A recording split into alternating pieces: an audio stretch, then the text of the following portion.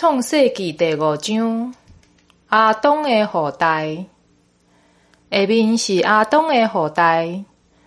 上帝创造人的时，是照伊家己的款式创造。伊创造因有男有女，伫因受创造的时，赐因福气，称因做人类。阿当130岁的时，生一个囝，甲伊的形象款式真相像，甲伊号名叫赛德。阿当生赛德了后，阁活800年，这中间有阁生后生查某囝。阿当总共活930岁才死。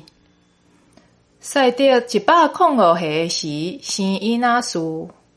赛德生以拿斯了后，还活807年，迄中间有阁生后生查某囝。赛德总共活912岁才死。以拿斯90岁时生该南。以拿斯生该南了后，还活815年，迄中间有阁生后生查某囝。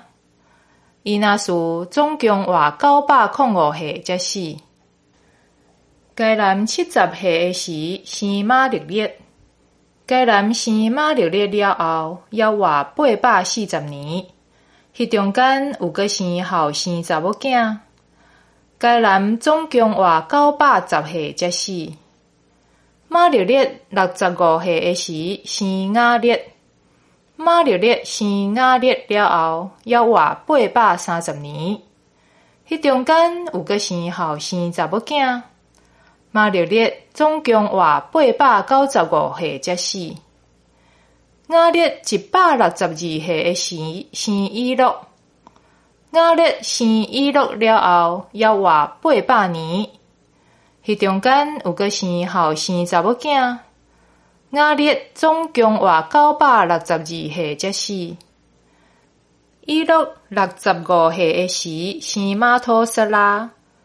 以諾生馬土撒拉了後，甲上帝同行300年，迄中間有閣生後生查某囝。以諾總共活365歲。以諾甲上帝同行，上帝接伊去，人就袂當閣看到伊。馬土撒拉187歲時生拉麥。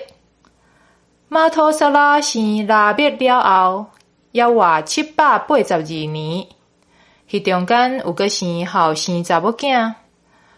馬土撒拉總共活969歲才死。